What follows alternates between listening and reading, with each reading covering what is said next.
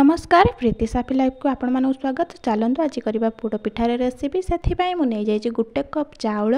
ता सहित नहीं जाइए राति सारा बतरी नहीं राति सारा ओवरनाइट बटई 12 घंटा जाए जिते बतरीबे से भल ये पोड़ पिठापी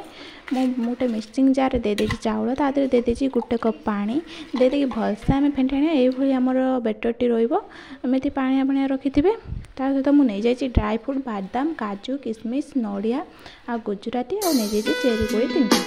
नहीं भलसे आम गोटे कढ़ई घी देदेबा घी दे सारा बादाम पकईदे बादाम टे हल्का भाजी आसला नड़िया पकईदे मसला नड़िया भी आम भलसे भाजी आसला काजू पकईदे सब लास्ट